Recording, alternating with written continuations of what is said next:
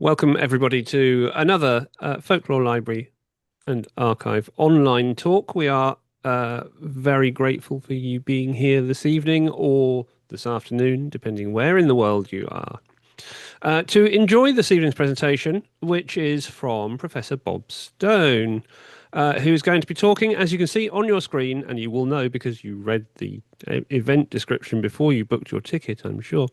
Virtual reality and Westcountry Heritage, making the invisible visible. So Bob is going to be talking about all sorts of ways in which we can use this technology to unlock the heritage and the archaeology around us.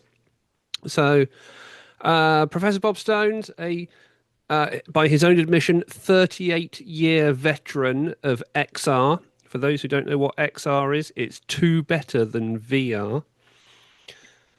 That's right. Yes. VWX. Yeah, it's definitely two better. There we go.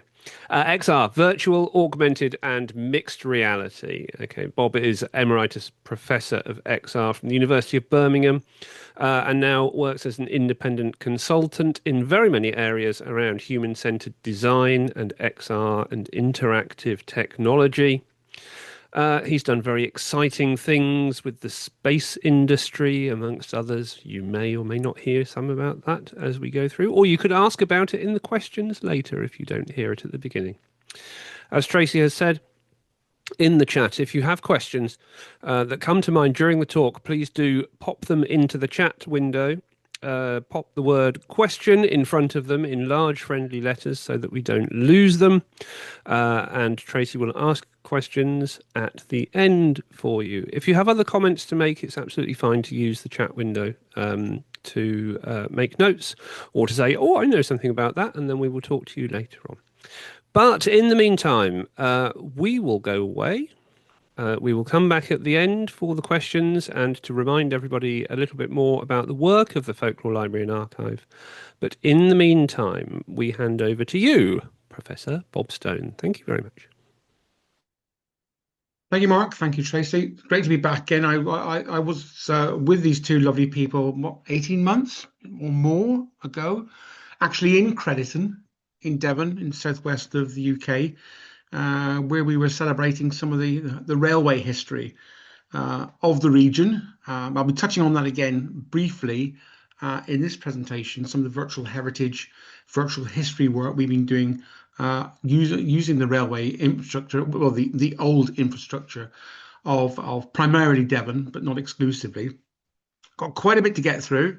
I will try and define, I'll give you one definition of what XR is and what XR isn't and the breadth of it. But it is important because we use all manner of techniques in order to create three-dimensional interactive experiences of things like heritage and history with the aim of making people aware of what's there, but is not necessarily immediately visible. And I think that's the importance of virtual heritage. And we found this in taking our results out to care homes and hospices. You'll see a little bit about that later on when you've got heritage on your doorstep and you can actually get these people to interact quite strenuously on occasions and enjoy some of the experiences. So we've got a fair amount to get through. I will at the end, when I put my thank you splash screen up, there will be a link at the bottom to my YouTube site where I've been over the last few years been archiving videos of a lot of the projects that you'll see me skip through today. So hopefully you'll be able to get more after without me having to prattle on with my West Country voice. And that's important actually because I am a West Country person. I'm a Janner. I'm Plymouth born and bred, which is where this kind of all started in terms of my love of the West Country, even though I'm now up in the Midlands, 20 miles from Birmingham city centre, thank goodness, he says in a slightly subdued breath. But certainly being born in Plymouth, on the doorstep of Plymouth Sound, on the doorstep of the Atlantic Ocean and the English Channel, and being on the doorstep of such wonderful places like Bodmin and Dartmoor, you do tend to get exposed to a lot of interesting things, even though at the time you may not think it was that interesting. And I got my mum and dad, God bless them, to thank for all this, in that over the years, going on trips, staying in places on the coast, because we couldn't afford to go abroad and we couldn't afford to go all of these places elsewhere in the country. So we used to take our holidays and walks and things locally, as indeed we did with the school the high school that I attended. So in this picture, for example, you can see some of the things that stuck in my mind as I was growing up as a kid. On the left, that's a dear old wooden chalet on the cliffs of Whitsand Bay in Cornwall, and we went there every so often for a short holiday. And one of the things that stuck out in my mind was this thing that was sticking out of the water. Right? And my dad didn't really know what it was. And it was only until recently when we were involved with a group called the Shipwrecks of Plymouth Sound in Plymouth that we discovered that that was one of the masts of the United States Liberty ship, the USS James Egan Lane, which is incredible because I remember seeing this thing very spookily sticking out of the water. It was only until not that long ago that we actually got involved with the celebration or the anniversary of the SS James Egan Lane being sunk by a U-boat in Whitsand Bay, and we recreated that event, and we did a little bit more, which we'll see again a little bit later in the presentation. I've always had a fascination with railways, and I have to confess that I am a sort of latent train spotter. I was many years ago, but unfortunately, I had the medication and came out of that. But it was a lot of the places we drove, going, for example, to pubs on the West Coast, used to pass by various things that always piqued my interest.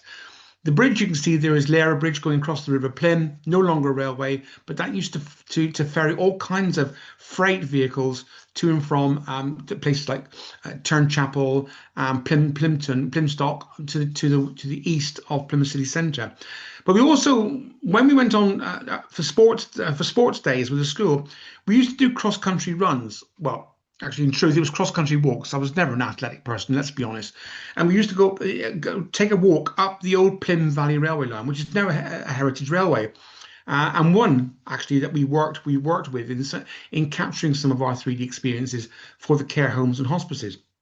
And you can see there some of the old pictures when the track was still in place, and Plimbridge Halt, which today has been completely renovated and takes both heritage steam and diesel trains. And that also drove my interest in getting together with my colleagues and developing virtual reality recreations of historic railway lines in the West Country, and particularly in Devon across Dartmoor. Something, as I said, I did for the Folklore Museum in Creditor about 18 months ago. And then my dear old dad worked all his life in Devonport Dockyard. He was a yardie. He was a fitter and turner involved with submarines. And the picture you can see there, that submarine is actually HMS Andrew, just moored next to HMS Rockwell. And Andrew was the last A-class submarine of its kind, diesel electric boat. And the reason I got on the beach there is it was last weekend on the beach was on, I can't remember if it's Talking Pictures or one of those old TV programs. And HMS Andrew actually featured as the submarine, the American submarine USS Sawfish, and that was one of its final claims to fame when it was filmed in Australia. And my dad was always keen to make sure that I knew what being an engineer in the dockyard was all about. I never did become an engineer, but we went to see Navy Days, and one of the things we used to do at Navy Days was queue up for hours and hours on end to get on board these old diesel class submarines. And the reason I put that in is because that too came full circle in the mid 2000s, the mid noughties, when we worked with the dockyard in Plymouth to develop the first submarine spatial awareness trainer. These were for submariners who had just joined the Royal Navy, were joining the submarine service, and had to become familiar with the layout of a submarine, which is extremely difficult if the submarine was not more, if an available submarine was not moored alongside, which increasingly has become the case over the years. So we were involved in a very successful project called SubSafe, which got a number of awards and was in fact the subject of a very thorough experimentation with actual naval ratings. So that's where it all started. And then of course we've got Burrator, and I'll be coming back to Burrator a little bit later on, but Burrator for me is the go-to chill out place in the world. It is gorgeous. The number of times I went to this part of the world just to chill out in the lanes and the hillsides, overlooking the reservoir, overlooking the peaks and the tors and what have you. It is an incredibly restorative, mentally restorative part of the world. And again, I'll come back to the reason we chose Bartor for another project a little bit later on. So fast forward now to 1987. Mark's already pointed out that I've been in this virtual reality game for longer than I care to remember sometimes.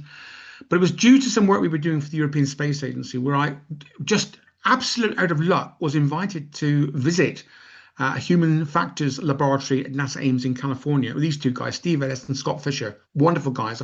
I owe these guys a lot. They took me into their lab. They put a headset on me, and you can see the headset in the top right there, which Scott's wearing these basically a couple of pocket TVs with some wide-angled optics, and you can just see at the top there a tracking system which monitored the XYZ roll pitch, your movements of your head. And they put me into this thing, and that's what I saw. I saw the escalator, and I stood on the bottom of that escalator, and it took me up. No matter what my inner ear was telling me, no matter what my body was telling me, I was going up. Got along to the top, walked along, got onto the escalator, came down the other side. And I came back from this experience, a changed man. It actually changed my career. And this is, say, back in 1987, when I was working for British Aerospace. And I actually left British Aerospace to go to the National Robotics Centre in Salford, in Greater Manchester. And that's where this all started. And that's when we started to realise that this virtual reality thing could be absolutely instrumental in training, in education, in healthcare, and it really did make a complete difference to my life. So I'm not going to go into this in great detail. Again, you can probably have a look at this in slow time if you're really that interested. Mark mentioned this, extended realities. Now, extended realities has become a little bit of a marketing term over the years, because people, especially if you go onto online sites like LinkedIn, people love to redefine what virtual reality is all about. Well, for me, it's this, and has always been this. Extended realities is an umbrella term for virtual reality, as you can see on the left. This young guy playing a game with the Meta Quest 3, which is the popular headset. My grandkids have got them. My son's got them. They are very, very popular. Augmented reality in the middle. Well, what we do is we take headsets, typically more and more often, sort of spectacle type wearables, where you superimpose information to make the world a little bit more meaningful. So imagine taking GPS and other bits of information about the city in which you're walking, and this is coming up on your headset. I'm not a great fan of this because I think it's a little bit overkill. And then at the moment, there are more of these classes on the market that you can shake a stick at. Long way to go before this matures. I won't touch on mixed reality in great detail. Mixed reality is where you take real objects and you use those real objects to make the virtual world a bit more meaningful.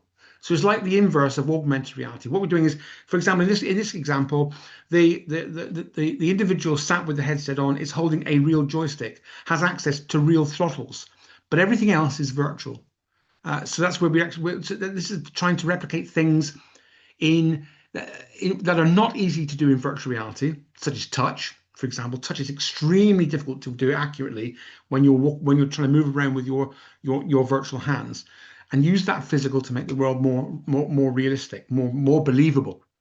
So we're going to stick mainly to virtual tonight because virtual reality is what most people think of: some poor individual in a headset, wearing a glove, wearing a hand controller, and so on. How do we do it? Over the years, it's become a lot easier. So, for example, if you look at some of the work that we've been doing in the West Country, going to somewhere like a beach and countryside where you've got lots and lots of natural objects and lots of complex shapes, building these things using three-dimensional modeling packages, computer-aided design packages, if you like, is incredibly time-consuming. Therefore, it's incredibly expensive. But over the years, we've been able to look at different kinds of assets that you can download online. So if you look at the left, we'll come to this in a second. This is a representation of Wembury Bay in South Devon, just around the corner, just to the east of Plymouth. A lot of what you see there was not built from scratch. The church you can see in the distance was from a package called SketchUp. freely available from a package called Sketcher. The actual landscape was a very expensive piece of software from getmapping.co.uk that we were able to convert into virtual reality so you can see all the topography of that particular area. Everything else, like the boats, like for example the rock, the trees, even some of the little plants that are dotted around, we bought offline. And this is important, particularly for my students. I don't want my students to have to build things from scratch. I want them to be able to use things and put them together in a virtual story that is then understandable to many people.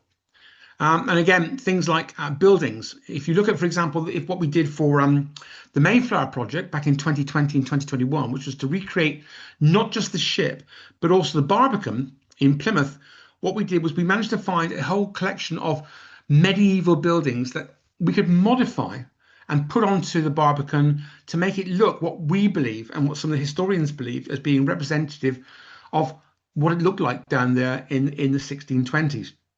We then add all the effects like fog and water, which again come part and parcel of the packages that we use, and then we can create a kind of ambiance that gives you an idea that it's nowhere near as neat or as tidy as the cobblestone paintings that you see of the pilgrims praying at the quayside with the beautiful Mayflower in the distance. They're just about to get on board.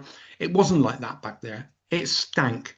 It was awful. The whole place was populated by ladies of the night and goodness knows what else. So to do that, we had to look long and hard for assets that we could reuse to pull this together. It's quite simply because there was no funding for it. Nobody paid us to do this, so we had to try and do this in as short a period of time as we can, but obviously making sure that we weren't going to spend an awful lot of our time building these things from scratch. The problem then comes is you still have to build some of these things starting from nothing. You still have to put these things together in 3D modeling packages. And capturing the data from real world settings is or even for that matter, getting the assets online can be sometimes really, really tricky. And many times it's not impossible. So go back to our extended realities definition. And this is where the technologies that you can see here come into their own. I'll give some examples of these in a second. In virtual heritage, because there is no money in virtual heritage, we've never made a penny. Most of the stuff that we've done in the West Country, with maybe one exception, has been done free of charge in our spare time using enthusiastic and committed students. So we've had to find ways in which we can capture the worlds in 3D or in some other form that can then be made interactive to a wide range of audiences. So I'll give you some examples as we go through.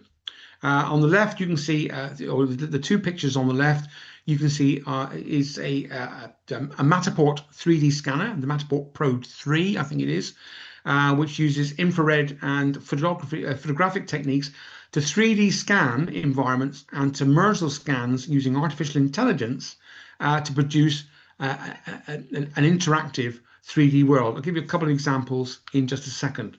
So again, what you do is you take this to the site. My colleague there is standing in front of the old railway tunnel that goes underneath Yelverton. So it's the old Yelverton Plymouth to Launceston railway line. And we were able to take that in, 3D scan, move it a meter, 3D scan, move it another meter, and so on. And you build up a 3D picture in time. The one that you can see on the here is, I'll just show you this, is just to give you an idea of the size of it, is the Insta360 camera, which we use to death. It's a lovely piece of kit.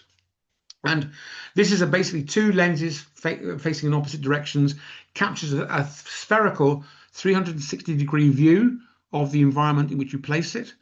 And you can record static images or you can record video images. For example, here we have it on one of our DJI Mavic drones, and we'll be able to fly this, which we have done over Barator, very gingerly, I should hasten to add, because it is quite unstable, to capture things in 360.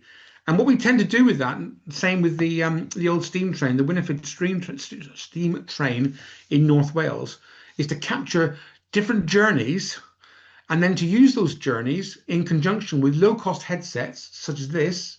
This is the HTC Vive Flow, very simple, low-cost headset It doesn't do the kind of things that, for example, the Quest that my grandkids are using does, but it does actually enable you to look around and in 360.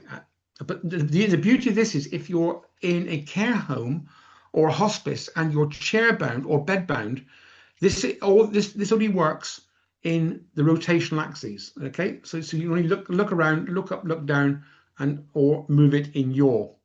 And that's important because what we don't want is for elderly or poorly patients to get up and start walking around.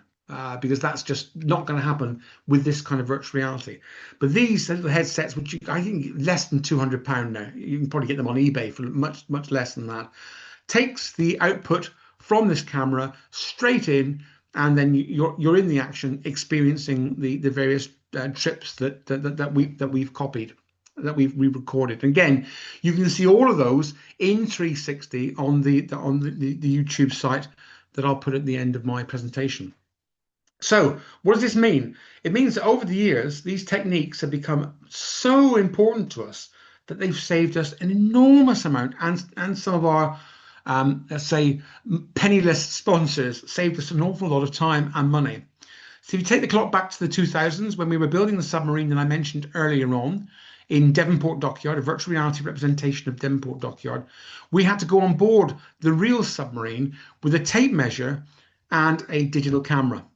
And we had to photograph everything. We had to measure everything to produce images such as the top image you can see here in the middle. It took us at least 9 months and probably more like a year just to do 3D model that part of the submarine from just before the start of the nuclear reactor compartment forward, all decks, all compartments, all cabins. 9 to 12 months. We then come on to the techniques I've just shown you. We take that on board the Heritage submarine that is currently moored in Devonport. Again, sometimes it's open to the public, sometimes it isn't. But even when it is open, getting on board, particularly if you're wheelchair bound, that's out of the question. If you're elderly or frail, out of the question. So we have to build something that can be shown on the dockside, as well as allowing people to go on board who can. To map out that same area from the nuclear reactor bulkhead all the way forward to the forward escape and torpedo compartment, one day. So 9 to 12 months versus 1 day. So it's absolutely a no-brainer using this technology. It's not in the purest sense of the word virtual reality, but it is by far the next best thing, and it is as interactive. So why do we do that? I mean, some of the areas that we've been to are very complex and very large, and say would be very costly. Just imagine that Canberra airport there, the Canberra aircraft there, and the cockpit. Just look at the detail inside that cockpit. Look at the detail inside that this Russian submarine. This is the submarine that's moored on the River Medway near Rochester. Doing that would be so expensive. Similarly with some of the Great Western Railway tunnels that we've been doing, and even for example some old caves. This, for example, is an 1800s copper mine in Lanner in Cornwall. Beautiful. It's about I don't know, 200 feet down. It's a hell of a climb. It was for me because I'm very unfit, but to be able to take a little 360 camera down and record this beautiful sort of grotto of copper, and the blue of copper is absolutely stunning. And to be able to show that to people who would never have the chance of getting down there. And then we've got those that are limited access, those areas. So here you see the internals of a hangar at the Cornwall Aviation Heritage Centre in Newquay. Sadly, due to I have to say ignorance on the part of Cornwall County Council, it was closed down in 2023, but we managed to get in there just before, so that we could capture all of the exhibits both inside and outside. Kitley Caves in Yelmton, which is in South Devon, is a place that I used to go to as a school kid. We used to have school geology trips there, and it's an amazing show cave, which is partly flooded, partly it's got a tunnel that goes out to the River Yelm. But we were able to capture all of that in glorious detail, again in just over a day. So again, being able to capture this and then deliver it to local people has been an absolute pleasure. Other things we do, We can take information from sonar and we can put that through various image processing packages, and then we can reproduce what a ship might look like given the fact that it's now on the seabed and decaying and decomposing into pieces. So here again, the SS James Egan Lane, the Liberty ship that I mentioned a little bit earlier. We've taken the information from the sonar, the depth information from the sonar, converted that so it becomes planar using techniques like MATLAB and what have you, and then superimposed on that a model, a 3D model of the ship, so that you can see the dispersal pattern of the wreckage, and you can then visually see where it came from on the actual vessel itself. Drones, we're great users of drones, or we used to be, and and for example, again, when we've got a limited time on site to capture information that from which we can build things, again, these things come into their own. So the top. This is a project we did many years ago, but the idea was to use augmented reality, okay, which if you cast your mind back, I defined earlier on, as seen through the camera of the drone. And this is of the wreck site of the Anne, which was scuttled by the British at the Battle of Beachy Head, and was exposed only as a result of some very bad storms that hit the south coast. I believe now it's been completely taken over again by the sands, but by doing a drone overflight and being able to show our model of the Anne in situ was quite an experience for the local people, the local communities. The next one down, you can see the drone flying over this hulk, this old wreck in Hoo Lake in Plymouth. Very treacherous. You can't get out there to get the interior detail because the tide will come in and you're in trouble. If you try to go out there when the tide's out, the mud is incredibly treacherous. So what we were doing there again is to fly the drone over and use a software package called Pix4D, which enables us to convert in much the same way as we did with the Matterport scanner, to convert the video of the drone into 3D so you can zoom in and you can get everything in a lot more detail. And then finally, and I'll come back to this again just a little bit later, this is one of our first ever drone flights in the Barator area using a hexacopter, a six prop platform, flying along the Leak, Devonport Leak, on just north of Barator, being able to show things as we fly over the forests that people never get to see. And I'll explain why. It's a shame they never get to see these things a little bit later. So using drones and appropriate software packages, you can build 3D representations of all manner of things, not necessarily to great accuracy, but from a point of view of awareness raising, it's like gold dust. It really is invaluable. And of course, there are some places which are downright dangerous, where none of us would really want to go. A classic is Foxtormire, again, just south of Princetown on Dartmoor. There's a picture there of Child's Tomb on the far side of Dartmoor, of Foggintormire. People who recognize, or people who know about Arthur Conan Doyle's Sherlock Holmes books will recognize this as his inspiration for Grimpenmire, which featured in the book and the films The Hound of the Baskervilles. It's not the worst mire on Dartmoor, but it's nasty. It's very nasty if you have to go in there, as you can probably see, and just the sun glints on the water. You have to be very careful because there are parts of that mire that are absolutely treacherous. Hall Sands Village on the south coast of Devon. Again, this is a part of the old Hall Sands Village, which was swept into the sea as a result of significant dredging for aggregates and stones and gravel that were taken from the coast spot nearby and taken as part of the build process for Devonport Dockyard, of all places. Again, extremely treacherous, and something that obviously you wouldn't want to walk along there, particularly and particularly with the storms that we've been having on the south coast and the southwest over the past few weeks. It does happen. This is our pride and joy. This is the £13,000 DJI Matrice drone that we bought in order to support a project to try and find the remains of Westland Whirlwind aircraft that were lost on the moors And one of the stories was that they were lost in Foxtor Mire, en route from Exeter Airport to Santival Airport in the war, with the aim of then going on to some important escort duty in the Atlantic and coming up into the Bristol Channel.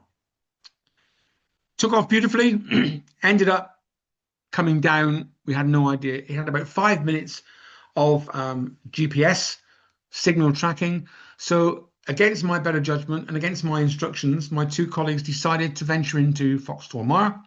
I mean, it was absolutely crazy, and especially when you see them getting lower and lower and lower, and you think, "Oh my God, I'm going to be hauled in front of the police for this," because they were going to come out again. Fortunately, they managed to get it before the last bit of juice of battery had worn out, and yet you can see £13,000 worth of equipment was recovered, and we all went back to the pub extremely happy indeed. But in a couple more examples, one of my favourite places of all, it's Foglingtor Quarry, lovely place. A lot of Marines do training out there, helicopter landing, abseiling, and what have you. It's a part of Dartmoor. It's absolutely steeped in archaeological history. It really is. It's got an atmosphere with all the old quarry workers' residences, the quarry itself, the nearby railway line going to Princetown. It really has quite a strange and spooky feeling to it, particularly when the mist comes down. It's a glorious place. And Longstone Manor House, again on the side of Burrator Reservoir. That's just a small part of what was a large manor house, which extended into the reservoir before it was flooded. So when it's part of the Meavy Valley, in between what's known as Yenadon Down and Sheepstore Village. So that's just a fraction of some of the projects that we've been doing over the years. And obviously, with the time I've got, with just under half an hour left to cover all this, I can't cover all these.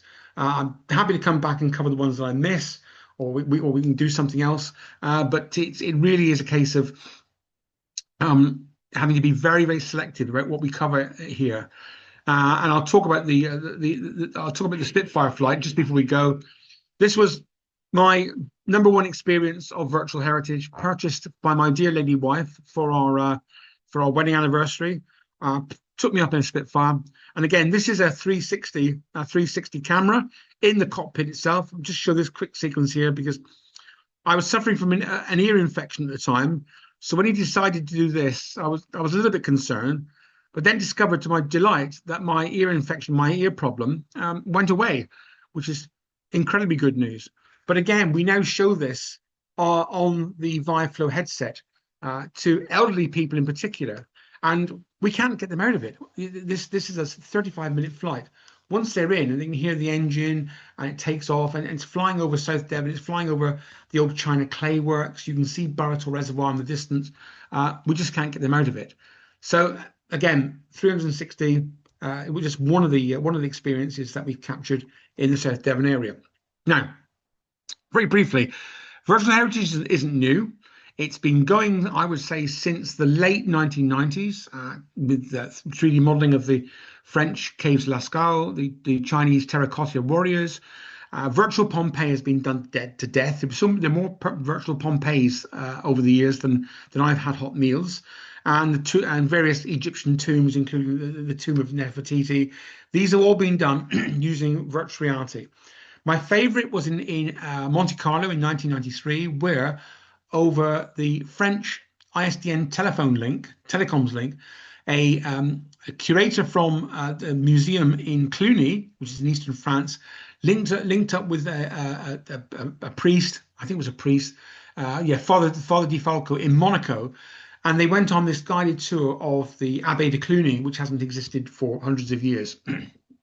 And this was what I thought was going to be the breaking point for virtual heritage, being able to share over a telecom link. But it wasn't until at least a decade and probably longer later that we were able to do this using the kind of internet techniques that we have now. But that was such a breakthrough for virtual reality.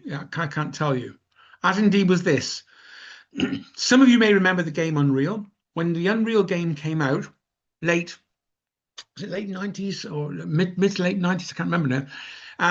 There was a company called Digitalo with a good colleague of mine who used the software that came with Unreal to recreate a model of the Notre Dame in Paris. And it's by today's standards, it's actually quite primitive, but by the standards in those days, being able to walk around and have a guided tour by the monks, which I'm told is a little bit historically inaccurate, was an incredible experience using a games engine, using that cost a small number of tens of pounds that you could actually build yourself. Again, a revolution in the late 90s for virtual reality. But at a time when virtual reality was beginning to fizzle a bit because of financial failures, along came the games people and suddenly produced these toolkits where people could build their own experiences. And to me, that saved the virtual reality community going forward into the current century. When I was at Salford, the two experiences that I was involved in and enjoyed thoroughly. Number one was something we did for the Salford City Council to try and get the Millennium Commission people to agree to put some funding into the construction of the Lowry Centre, which you can see in the top left. Again, was to take a Lowry picture or a series of Lowry pictures, put them together in what Lowry himself called a dreamscape, and using very simple animation techniques with his matchstock figures. Thank God it was nowhere near. It was nowhere complicated, no more complicated than this. We were able to bring his picture alive. It's 1930s coming from the mill, and then finally Stonehenge. We were responsible for doing the first ever Stonehenge. Launched the London Planetarium. And it was, I think, 1996, and this was done to show English heritage what the site would look like when they removed all the man-made objects, and we're going to put together the new visitor centre. And you can tell how long ago this was because it's only recently that they've agreed to put the tunnel on the A303 going past Stonehenge. But all those years ago, we were using virtual reality to show them what that would look like, even long before they even started construction of the tunnel. I joined the university in 2003, and we started putting together student projects to try and get them interested in virtual reality and trying to get them out of the lab and trying to get them out of the classroom, because a lot of these things, it's all too easy to sit behind a desk and create 3D virtual worlds and make claims for them that are not real. If you get the kids out and get them presenting this, as we did, for example, to the National Marine Aquarium in Plymouth, and working with some of the remotely operated submersible operators in Whitsunday Bay, the wreck of this vessel is very, very close to where the James Egan Lane sank, and then to get them to think about using artificial life, which is like an AI version of simulating an environment or a scenario where you've got different fauna, different flora, different fauna, and you change, for example, the temperature of the sea and see how that affects their behavior. So that was our first major project, getting students involved in Whitsunday Bay. Two of my favorites, the Glaucus. The Glaucus was basically a big tin tube that was put together by a guy who's now a professor of politics at the University of Liverpool. This is called the Glaucus. He was Colin Irwin. He spent a week in that £1,000 lashed together, long before Jacques Cousteau and the Sea Lab guys in the States were spending tens and tens of thousands on their complicated underwater habitats. And this was the first underwater habitat. And what have Plymouth City Council done with it? They've left it down there. And it's still down there today, probably in a worse state than this photograph shows, which is a real shame. But what we did was we used a virtual reality to create a game so that kids could go into the virtual Glaucus, monitor the oxygen and carbon dioxide levels, take out soda lime when it's necessary to absorb the carbon dioxide, and introduce self-contained oxygen into the environment for survival. And again, just an interesting experiment in using VR for education. The HMS A7 disaster of January 1914, just before the outbreak of the First World War. Again, we teamed up with the ships project in Plymouth And on the basis of a whole series of photographs and videos and measurements and what have you coming back from the actual wreck, which is a non-penetration wreck, because obviously the remains of the crew are still on board. We were able to create this virtual reality representation of the wreck site, just so that people could see how the boat is now laying, and to tell them the story of how it sank, and what in fact it originally looked like before the submarine was damaged over time, not just by the sea and the currents, but also by poor mariner practice. So, for example, things like nets getting caught on the conning tower and ripping off a lot of the structure of the submarine. Right. This is the most important part of tonight, because it focuses more on the Barator area of Dartmoor. So I shall zoom past this first bit. One of the projects we started to do with students at the University of Birmingham was to look at how you could use virtual reality to bring natural scenes of the coast, or we've got blue environments, or the countryside, green environments, into the lives of people who could not get out to see these things for real. Big business in Japan, for example, the ability for them to go forest bathing and to soak up the smells and the sounds and the visuals of walking in a forest. Work done back in the late 1970s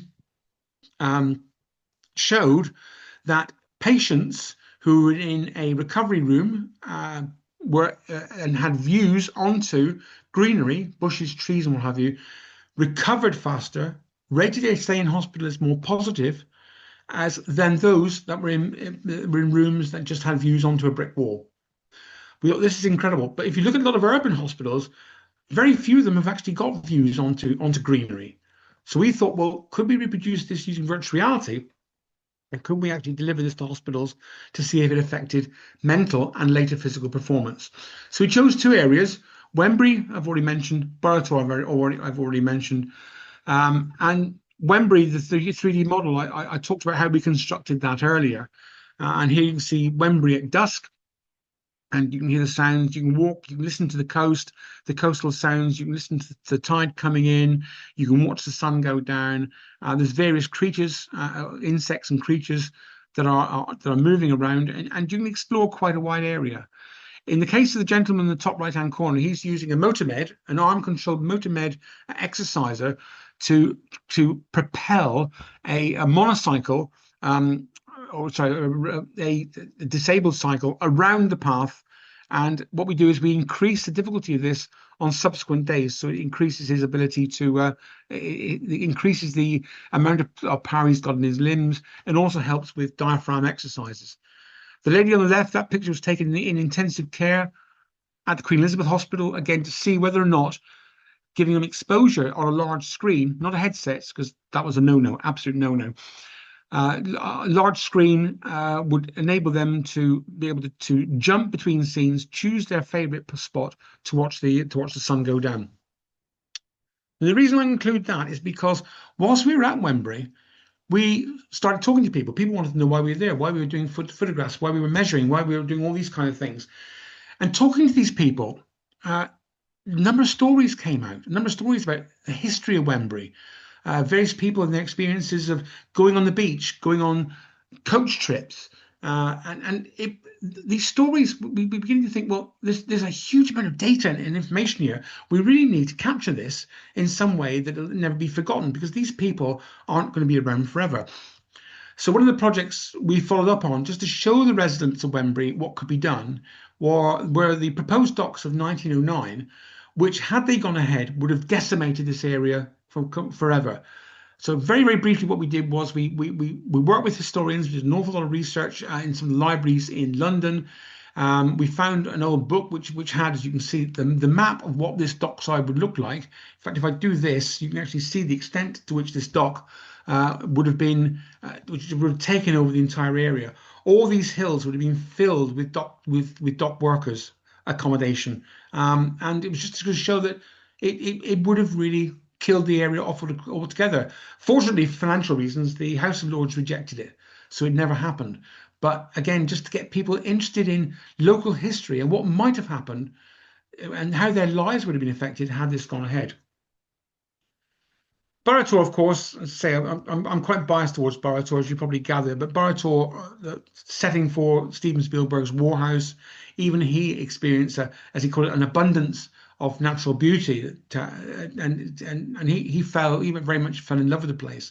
So it was absolutely, again, a no-brainer for us, and my experience when I was doing my exams in my youth, to use this as the green and blue area for simulation for healthcare and introducing into hospitals. Well, we tried very hard, but the quality of the virtual reality at the time was not good enough. We simply couldn't put together all these plants and trees and make them behave and move and make the water behave and move in such a way that was actually credible. So we gave up on that, but we didn't give up on it altogether because again, we had people come to us and say, well, hang on a minute, did you know that up there is such and such? Or have you seen the old manor house on the little peninsula? Or have you seen the old railway line? The railway line that we actually recreated for the Crediton, the Folklore Museum Crediton event. That was okay. About 18 months ago, we showed this. It's quite an old project now, but it was a great privilege to be able to go to the site of the old Holt, Burrator Holt, later Burrator and Sheepstore Holt, which it was called when they were raising the water of the reservoir by building new dams. I mean, you can see here then and more or less then and now pictures. All that's left now is this kissing gate in the bottom right-hand corner. You can see the original steps down to the old track bed. There's the foundation of the platform just off to the left here, and then steps down to the route that goes down to the actual lake itself. So it was closed in 1956, and the track was lifted at Christmas of that same year. So it's become a cyclist path now, and and people walk along this, and cycle on this, and they just don't notice what's off to one side. And that, unfortunately, is the same story we get when we talk to the people who go to Burrator.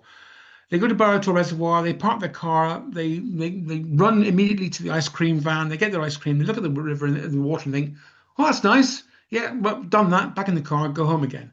And they're missing so much in terms of what was there. So a lot of what we've been doing, we've been giving to the Discovery Centre at Burrator so they can show people when they visit what they're missing. And if they do the 5 mile walk around Burrows Reservoir, they will pick up on some of this amazing archaeology. And it's just a recreation of the the platforms that were down there. We've taken that one step further. 4 care homes and hospices. Again, this idea of heritage on my doorstep, using the 360 camera that I mentioned earlier on, and putting this on the front of steam trains in various parts of Devon, the Dartmouth Railway, the Plym Valley Railway, and so on, and in Cornwall, and using this to give experiences to elderly people in hospices and care homes, and it's been a complete success. Now, the other areas I'll go through very, very quickly because it's this area here I want to concentrate on to end my presentation. So, for example, we've got these suspension points, the anchor points for the old suspension bridge that was put up, I think it was 1927. It was created, again, whilst the Burrator Reservoir was, the capacity was being increased and the dams were being raised.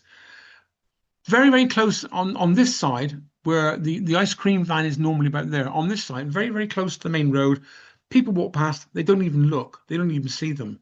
Okay, they're only bits of girder, but they've got such a story behind them.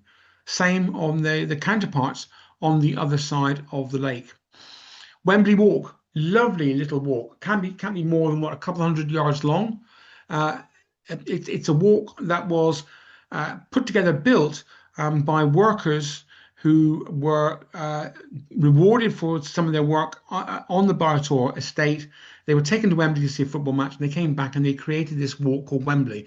And they used various bits and pieces taken from local architecture to build the archways and the various other artifacts that you see there. It's a beautiful walk, and it takes you about 2 minutes to walk from the top to the bottom, but my goodness me, it's worth it, particularly in the spring, early summer when the foxgloves are coming out. And then Yelverton Dam, Yelverton Reservoir. Yelverton Reservoir is one of these strange swimming pool-like structures that used to be quite prevalent in the West Country before larger reservoirs were actually made. This thing looks like a swimming pool. You can only see it, just about see it from a drone when you're flying above the forest here. And this is Barrator Lodge. The actual Discovery Centre is a little bit further up from there, and then you can just make out the water, the greeny blue water of the reservoir. And that's what it looks like today. But again, people don't realize it was there. People don't realize that it was a supply for Barrator Lodge. Some people suggest that it was used also as a means of feeding an electrohydraulic, or what do they call them, the electric generator for the lodge, as well as the Leat, which is to the north of this. And again, but it comes out in one of the 1990s, early 1900s maps. You can see Plymouth Corporation Waterworks. You can see the actual representation of the reservoir. So this was done to make people aware of what was available if they just walked away from their car for a bit and didn't and took a little bit of time to look into the forestry, to look beyond the rhododendron, to look and try to observe things that may look a little bit out of place. But for us, the big challenge was what lies beneath the Barrator Reservoir. And there was always a lot of myths, even with the 1800s map, which you'll see in a second. There's a lot of myths as to what was or wasn't down there. So we kind of took it as a challenge to try and find out for once and for all what parts of the 1800s map still existed, even if it was in quite deteriorated form, and what parts were mythical.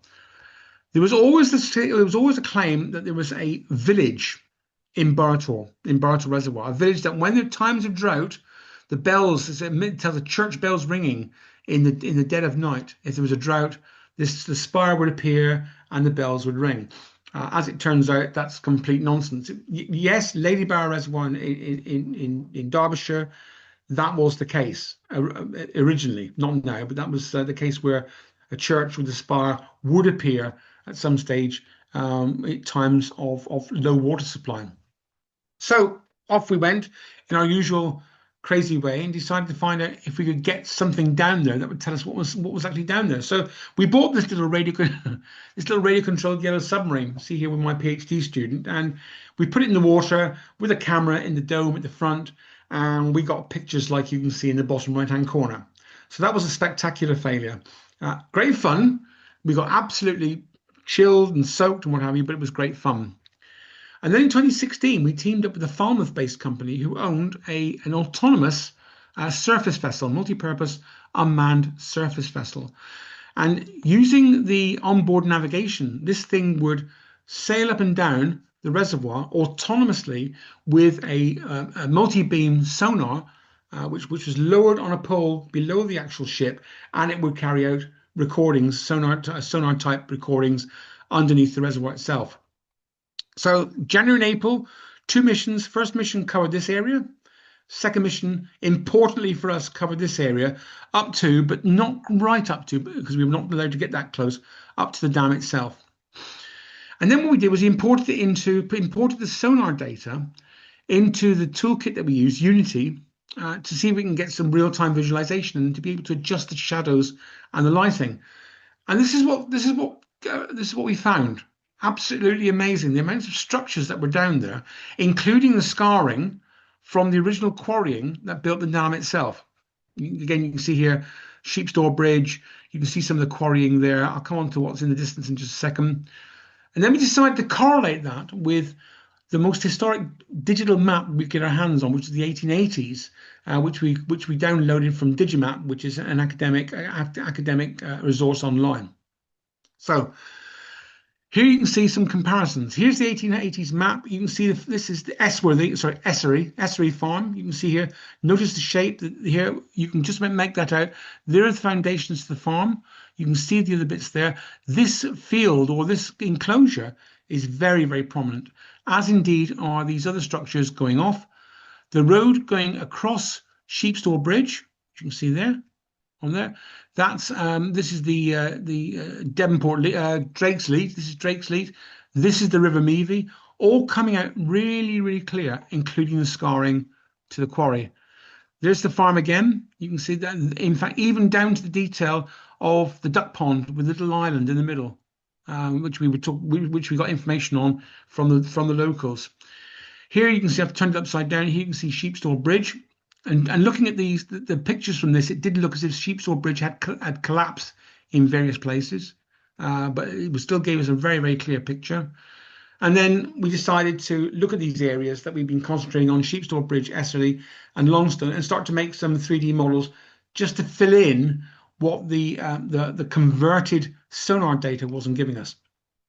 It's Esserley Farm with the main farmhouse itself, built with the barns. That was actually built from scratch. And Longstone Manor, only part of the manor and this is all based on postcards and photographs and all kinds of strange things we got from eBay and people who live nearby, and that's at night time. As you can imagine, there was no flooded village. There was no church. People swore black was white there was a church down there. So eventually we had to give in and we had to put a virtual church in, which kind of shut them up. But it gave us something to do, and it made us smile when they suddenly felt that everything that their grandparents had told them was true. Sometimes strange things happen. This is a very sad story where we were actually contacted by the police to try and find a guy who'd gone missing in and around the Bartle Reservoir area. Sadly, they found his body in the deepest part of the reservoir, but we were able to provide them with those 3D scan pictures, so they had a rough idea where they needed to look and what areas they had to be careful of to avoid obvious hazards. So strange things happen when you're in virtual reality and doing these kind of things. You never anticipate being approached by the police for something as dreadful as that. But the thing that made this probably my favorite project of all time were these strange little lumps down here on the side. And if you notice, they're continuing all the way across the reservoir, right up onto the northern side. And we couldn't work out what they were until a very kindly elderly lady in a village called Meavy, which is obviously on the River Meavy, very close by, sent us this picture. Late 1941. And you can see, just about to see, there are two sets of like buoyancy spheres going across the dam. And having to talk to various people, we discovered they were actually anti-torpedo nets. So we thought, well, they must still be down there. If that's what the sonar was picking up, they must still be down there. From 1940, public access to the reservoir had been restricted because obviously it was a main supply for Plymouth, and they didn't want people putting stuff in the reservoir, let alone sending pictures. But unfortunately, in 1941, the Germans had already done aerial reconnaissance and obviously mapped out what the reservoir was and how significant it was, not just for Plymouth, but obviously for the Devonport Naval Base as well. And there's proof that there was interest. We had Ju-88, which crashed at 2:30 in the morning on the 19th of May in 1941. You can still find pieces of this up there today. We know that the Junkers 88 was capable of carrying torpedoes. So again, just got conjecture, but the fact that this actually crashed in quite nasty conditions seems to suggest that there was interest and a potential possibly for attacking the dam. And if you go to the day under the shadow of Sheepstall, you can still, if you dig deep into the miry ground, you can still pull out pieces of that aircraft. It's absolutely incredible. We've found some ourselves. On the subject of the reservoir being sort of cordoned off for security purposes, there's just going forward about a year, there was this letter of complaint sent to the Plymouth City Council, I think it was, but this person who was really quite critical of the security facilities that were put in place. And he was pointing out at the moment anyone can approach the dam coming from Sheepstall or Princetown, and they could easily just drop germs or drop some terrible chemical into the weapon, or attach a time bomb because all that was there was a barrier saying no entry. But the funniest thing I thought was that they had one person down there who was keeping guard on it was keeping guard on the reservoir, a benevolent old gentleman who could not stop a member of the Nazi youth movement, who tells us we must not go through the barrier, reminiscent of this dear old chap from Dad's Army. For those of you in this country who know Dad's Army, having been brought up to obey orders, we go back, drop some more poison in the lake, and make sure that the bomb is ticking nicely. So it was a bit of a joke. It was a bit of a joke, putting people in charge of security, or putting one person in charge of security. But the torpedo nets went ahead. They were approved back in 1941. I think it was August 1941, at a cost of £2,200. They were taken from Plymouth Sound. You can see here, this is the boom defense vessel, and you can see the actual buoys, or the spheres, flotation spheres, leading out there. This is what they look like. There is still one of these next to the side of the Rodian Turn Chapel in Plymouth, we discovered, which is incredible. And what they were buoyancy spheres suspending basically 17-inch diameter, 16-inch diameter chainmail. That's all they were. Occasionally deployed using this thing called a balk to provide additional flotation. This is Plymouth City Waterworks plan, probably easiest seen here. You can just make out there's two nets. One, in fact, this is going to make it easier. One net goes down about 50 feet, the other one goes down about 30 feet. And so you've got these two layers of security as you approach the dam. They did have a balk. They tried one balk, and we were amazed that towards the far east of the reservoir, at a time when the drought was quite bad, we found one of them. There's only one of them left, and it's still there, obviously in a very poor condition. May 1943, the dam busters went off and destroyed all the dams over in Germany. One of the bombs, as you may recall, it was ejected from the Lancaster AGE Easy, the original target being Sorpe Dam. It was taken by the Germans into the Luftwaffe's experimental site in Travemünde and developed into this thing called the Kurt bomb, which was a complete utter failure. But nevertheless, it did cause some considerable concern to locals who want to give some further consideration to the safety of Boratol Reservoir.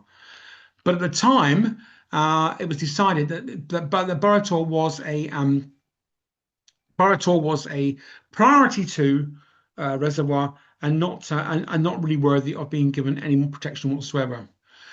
So a little bit more research before we finally found that there were actually evidence of the spheres themselves and some of the nets still quite close to the foundation stone for the old suspension bridge. You can see them there, a whole group of them lying on the chainmail net. So we did wonder whether or not they were still down there.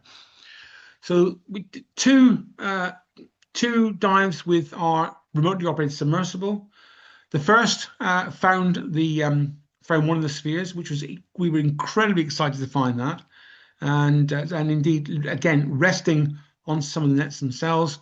And the second, which is this tiny ROV, as you can see, it's a tiny, quite an agile remotely operated vehicle, and we took that down and found a beautiful example of an intact buoyancy sphere. You can see it's lying on its top with its attachment nodule on the top, and we were able to swim around this with this agile ROV and get a lot more information than we'd hoped. And a little bit later, we were able to see more of the chainmail nets and to follow them to such an extent that we were convinced that all of the spheres and all of the nets still exist down there.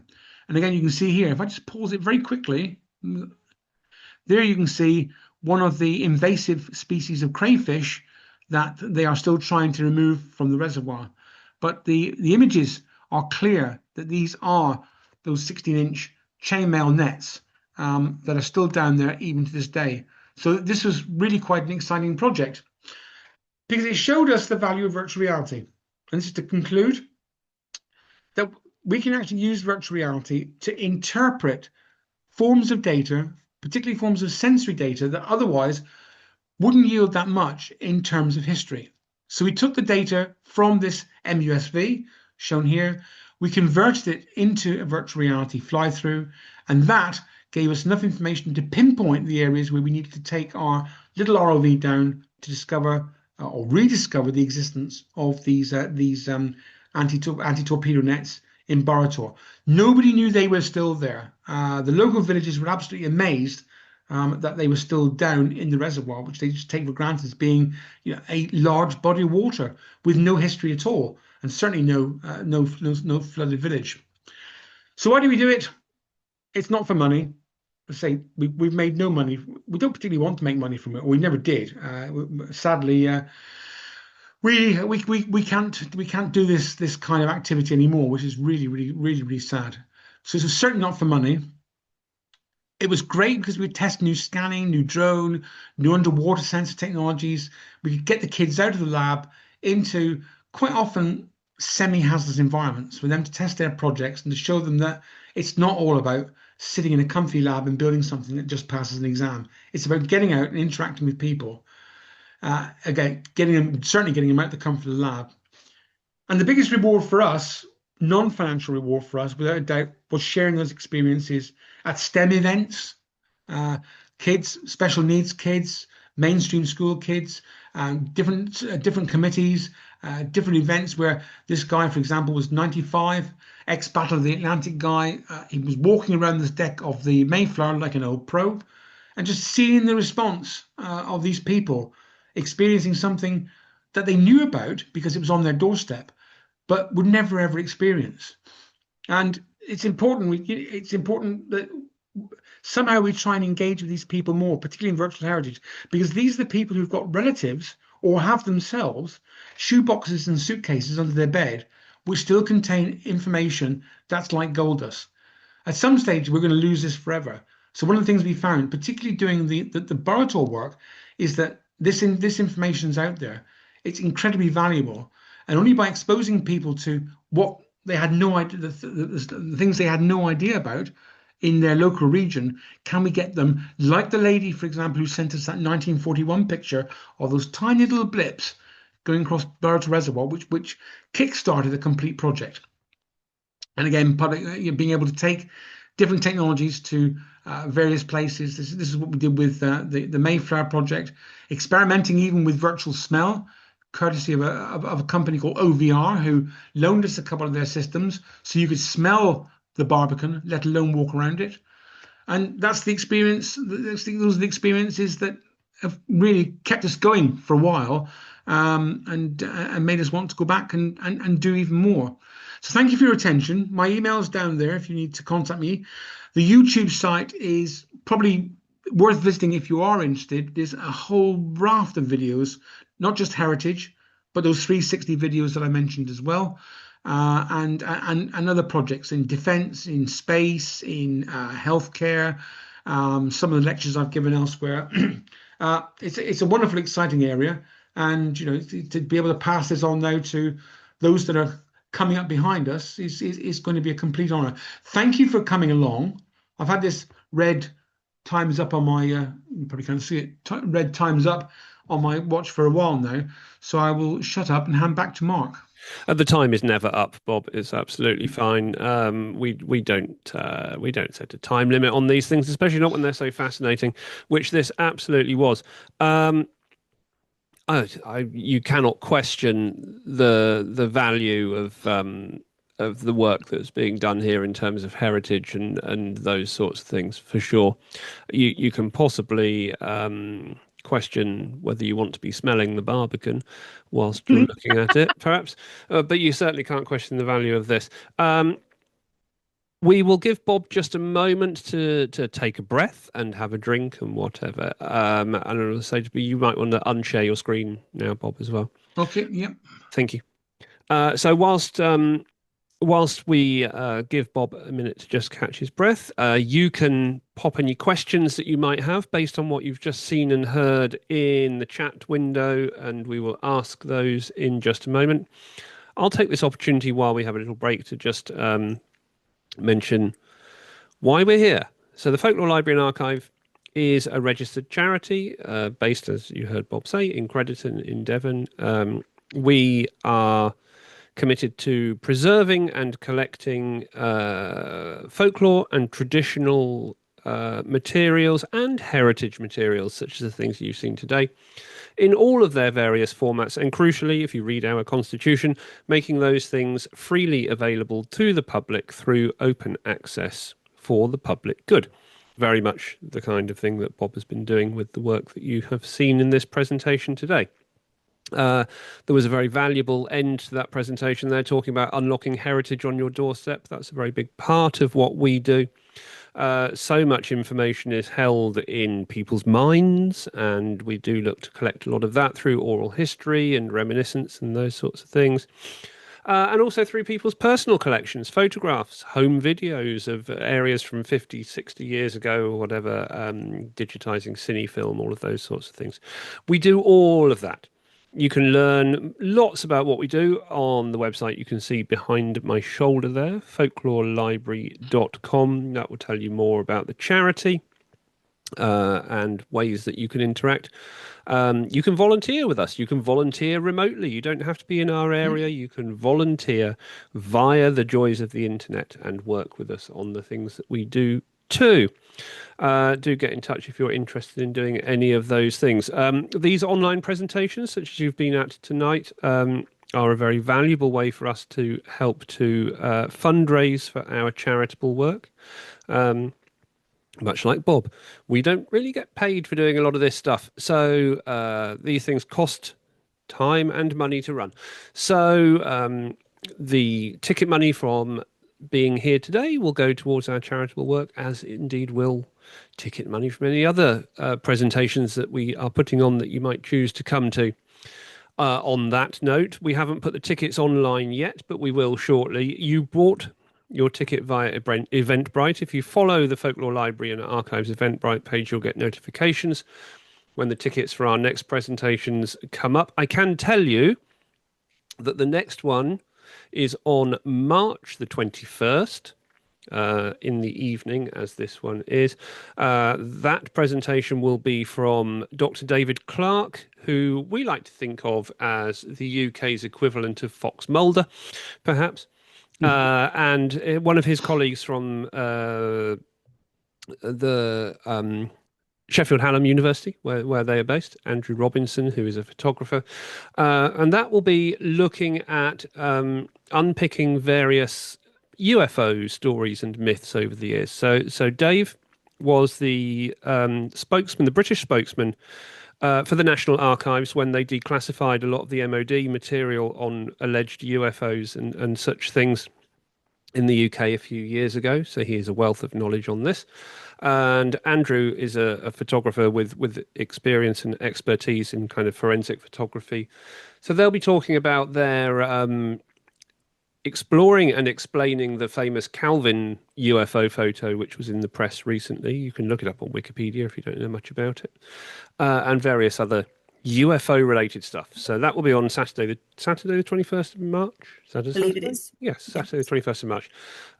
You'll be able to buy a ticket very soon from our Eventbrite page, or follow our social media, and you'll get notifications there. And then in April, what do we have in April? Got two things in April, haven't we? Yes, we have. So the first is on Saturday, the 18th of April, again at 8 p.m. And that will be Dr. James Wright of Triskeller Heritage. And he'll be talking about Alan Garner and archaeology, which I'm absolutely fascinated by. Yes, James is a very well-respected buildings archaeologist here in the UK, and yes, that will be a very well-attended talk. So we would advise to book early for that one, because James's last talk for us was like mega full. Yeah, his talks are always very good, very informative. And then we've actually got an in-person event coming up in April as well. That's the following week, Sunday, the 26th of April. That will be at the Boniface Centre in Crediton. If anybody can get, appreciate those overseas might struggle a little, but we've got a harp recital from world-renowned harpist Elizabeth Jane Baldry, who is going to be presenting some beautiful music and some tea and cake. So come What's for the not harp to like? music, stay for the cake. What's not to like? Absolutely. So look Okay, out on for to your this. questions. If you have any questions for Bob, do please drop them in the chat. I did that at the beginning when I saw that there was a fantastic Gus Honeybun badge from from Westwood Television, back in the time that I was watching children's programming in the 1970s and later. And Bob has I answered my question in the chat and said, I yes, he does indeed own that badge. I'm now very I do. jealous of your badge. I do. In fact, the reason I disappear from the screen is it's in one of my memorabilia cupboards downstairs, and I couldn't. It's so dark in there at the moment. I just couldn't find it. Oh, we'll take your word for it that you do indeed own that Indeed, I badge. do. I do. Tracy, what else have we got? Okay, we have got a question from Mark Kendrick, who says there are some early signs of AI being able to create 360-degree content, like reimagining scenes in London in the 1800s, or going back to a time period to create photorealistic looking scenes. What are Hmm. your thoughts on AI developing in this way to create 360-degree scenes? Two minds. It's like AI being used for writing essays, and I think if we have evidence that the information that's been input into the AI and the results that have come out have some basis in fact, then I'm all for it. Because again, it's another mechanism whereby we can save time, as long as the source information is reliable and can be validated one way or the other. I've seen a few of these. Whether or not they're AI, I'm not too sure. I know, for example, there was a projector or a telescope type implementation that a couple of years ago, where they put it on the banks of the Seine, and you could actually look at the Seine at Paris in the I think 17 or 1800s or whatever. And there've been a couple more like that recently. Um, yeah, AI is just one of those. AI is one of those areas where I sit back sometimes and think, well, let's hope that the underpinning information is well researched. We've seen a few recently. I don't know if you've noticed. There's certainly on Facebook, I've seen a number of AI recreations of Plymouth in the 1960s. And at first glance, the walking down Royal Parade and going in the shop, you think, oh yes, yeah, that brings back some memories. But then you see certain flaws, and then the whole illusion gets completely Mhm. thwarted. And I think that's where AI falls down. If it's being used for areas that you would not normally visit, then fine. As soon as it starts to trespass onto areas that you know about or lived through, then I think you can run the risk of completely breaking the illusion very, very easily. Where I have Yeah. seen it used actually in terms of local history and heritage, interestingly, but you were saying about the Facebook stuff, is that there have been people sort of local to here who have digitized old photographs of Mm. like shopkeepers stood outside their shops and things like that, and then used AI to animate them just purely to have those people wave at the camera or something like that, which I think is an interesting way of putting a new sense of life into some of those still images, perhaps. Yeah, yeah, I've seen some of them. I've been tempted because I've got some photographs. Some of the photographs that I've got, which are in really quite poor condition of my parents and grandparents, that the AI has done a wonderful job at restoring them. I've I've stopped going any further than that in terms of bringing them to life and making them look around and smile. And I find that quite spooky and intrusive. And that's just me. I mean, I wouldn't do that. Yeah. Certainly in terms of repairing photographs and even introducing false color and other effects, fine. Animating them to bring them alive, um, I'm no, I don't think I'm very uncomfortable with that. Yeah, yeah, I can I've understand that. seen talking about recreating old photographs and making scenes come to life. There was one I saw which it had the typical AI people with six fingers, and somebody Yeah, had no feet. Somebody else had their feet on backwards, and there's all these little things that if you take the time to look, you can spot them really easily. Um, as somebody who's had one of her books stolen by companies to train AI models, I have thoughts about AI. none of them good. So No. it's actually really refreshing to see it being used in a positive way. Um, there's a couple of other questions. Yeah. Um, Oh, just to say as well, as you're moving on to the other questions, I have opened up the ability to turn your camera on or whatever. So if you want to join us in the room for the questions, reminding you that we are recording this. So if you're in an embarrassing set of pajamas, you might not want to, but it's entirely up to you. You have the option to do so if you wish to do so, or if you wish to wave an amusing animal at us. Okay. Carry on. okay, so our next question comes from Susan. And Susan asks, you've taken a long path to get here with much trial and error of the software and the skills you actually need to do this work. What software and skills would you recommend to someone who wanted to dip a toe into it? Or what do you have your students learn? Yeah, great question. It's tricky to answer this briefly, but I will. The skills that I did because sadly I don't teach anymore. The unfortunately our university has been less than supportive, but that's another story. So at the moment I do a lot of work in 3D modeling and with my youngest son because the University of Birmingham is sadly anyway. Let's not go there. Uh, I taught my students about human-centered design, which I mean, my background is in psychology and ergonomics, human factors, and I found for since being involved in this, and the people that I saw at NASA in '87 were human factors people, and they were developing this technology to make jobs easier and more interactive. Oh, Susan does as well. Excellent. Yes. She Yeah, does as works well. in Fantastic. Ah, UX. right. In that case, I'm preaching to converted. But I found that the projects they've been doing in defence, healthcare, and what have you, if you go in thinking that these things are going to change the world for everybody and putting people into headsets and immersing them, you're going to come unstuck very, very quickly, particularly for elderly people or people with certain disabilities and what have you. So the human-centered design approach, this kind of technology, interactive technology, is absolutely fundamental. Now, having done all that and then introducing students into virtual reality, what I would suggest, and I suggest this to a lot of people, if you want to get involved and dip your toe into this area, then I would suggest you download yourself a copy of Blender, Blender.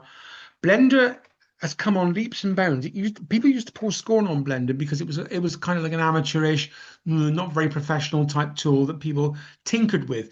Now it's turned itself into a rather nice means of getting to grips with the basics of 3D modeling and then importing them into a real-time rendering toolkit. For the last time I looked, it's free. I mean, you can download Unity free too if you're not using it for commercial purposes. Last time I looked, Blender was free. Yep, that's the one. I would certainly recommend you get involved in that. What you can also do with Blender is if you look at one of the earlier slides, and I put if this is going to be made available, you'll see that I did. So there were some product names in the how do we build this slide, things like um, Turbo Squid. There's a website on called Turbo Squid, and what's the other one I use? It's GT. There are websites that you can go to where you can download 3D models of all kinds of objects, from nuclear bombs to submarines to rocks to plants to I mean all kinds of stuff. Quite a few of them are free. Most of them tend to be a few dollars, unless you go on to the really crazy stuff where you're talking anything up to $100. Even then, that's quite cheap. You can buy those and practice putting those into a modeling package like Blender and importing them into virtual reality. That would then start at least get you started in being able to pull together objects that exist into a story that you want to tell. So I think that's what I would recommend. But Susan's obviously done the human-centered design bit. I mean, I'd be teaching her to suck eggs. So, but it is an absolutely important part. Blender is indeed still free and still open source. Good, excellent. Bye bye, Emma. Thank you for being here. Thanks, Emma. Okay, I think that was actually our last question. Um, I would like to ask where you think this tech will go next.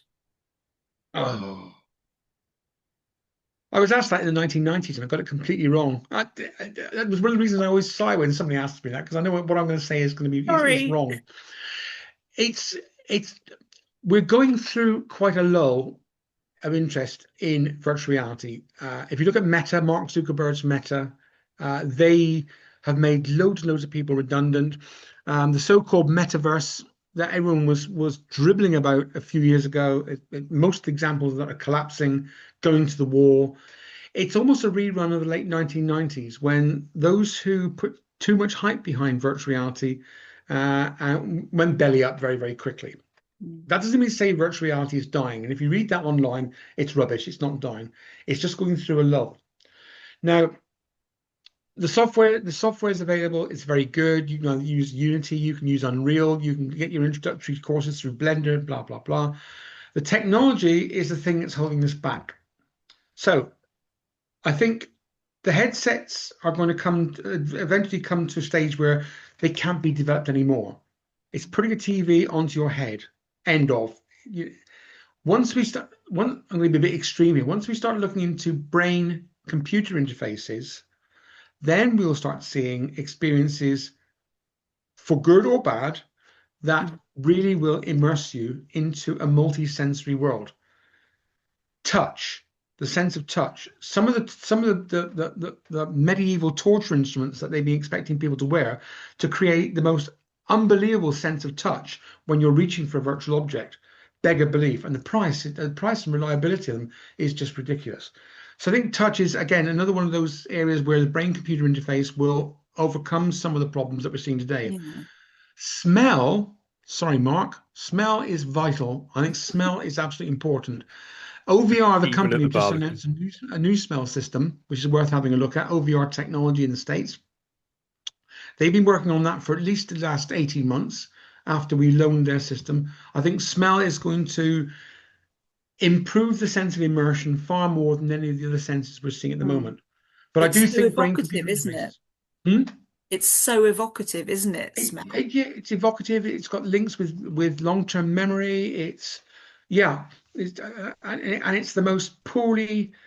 I mean, we've experimented with different smell systems over the last 15 years or so. It's the most poorly supported sense, and yet, in my view, the most important when it comes to things like, particularly things like healthcare and heritage, and even defence for that matter. Training squaddies to smell, as we tried to smell that something's different. If they're on a patrol going through an Afghan village, for example, Yeah. it's the smell that something has changed that would alert them to something about to go down. It's huge, absolutely huge. Yeah. I Where wouldn't have where thought of that. where are we at now with the human computer interface? Because we read stuff online about where we might or might not be in terms of brain chipping Mm. and things like that, and whether the medical stuff that has happened is as successful or unsuccessful as people say it is. Where are we actually at with that technology? Well, we're certainly not at the stage where we've got total recall or anything along those lines. I, I was going to say we're gradually chipping towards it, but that would have been a terrible pun. Never mind, you've It's said not it my now. area, I have to confess, but I mean certainly the developments we've seen, particularly in linking the human nervous system to limbs, to prosthetic limbs Mm. and you know cyborg type eyes and retinas and corneas and what have you. It's coming on leaps and bounds. So how close are we to actually having something where you can plug in something good old fashioned D connector on the back of your head and you're away with fairies? I don't know, but I tell you, until we reach the stage where we're not encumbered by having to wear something, be it a Mm. glove, be it walking on a treadmill, be it an exoskeleton, be it a headset, until we get to the stage where we've got something that is akin to the Star Trek holodeck, stop using the term immersion because it isn't there. Yeah. It's simply not there. Mm. I might go and watch The Matrix again now. Oh no. Well, at least you didn't say Lawnmower Man. Oh my God. I I upset the director of Lawnmower Man in the House of Lords, would you believe? We were doing an advanced robotics demo all those years ago. And we were putting in virtual reality, and he said, "No, I can't even remember who he was now. I'm the director of Lawnmower Man. What did you think of my virtual reality film?" I just, not a lot. and he wasn't very happy with me. But I mean, it's things like that, that set virtual reality back years. Oh dear. Okay, we had a goodbye from Caroline, um, just sort of checking in. She's in a very tiny museum in the Shetlands. Yes. So we really did have a very far-flung audience for your talk With tonight, which Shetland, is wonderful. Canada, Ohio. That's incredible. Yeah, it's wonderful, isn't it? That's the thing I like about doing these as well. I like arranging them because it brings so many different people together from all over the place. Yeah. Yeah. Excellent. So if we're at the end of the questions, we will We draw a are. I'm line just there. just Yeah. going to do one more. There are a few suggestions of other platforms. Thank you, Carl, for popping those in into the chat. Yeah. For those that are watching the recording back later, those Oh, and are some from for, Mark as well. yeah, 3D Warehouse, SketchUp, Sketchfab, Yeah. Polycam are the examples there.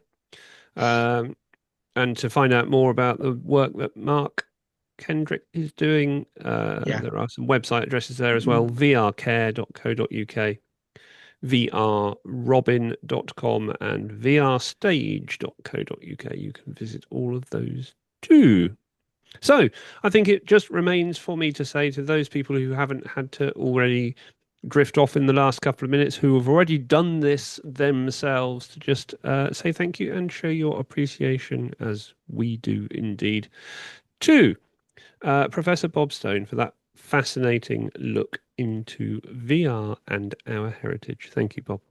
Thank you, Bob. Pleasure. Thank you ever so much.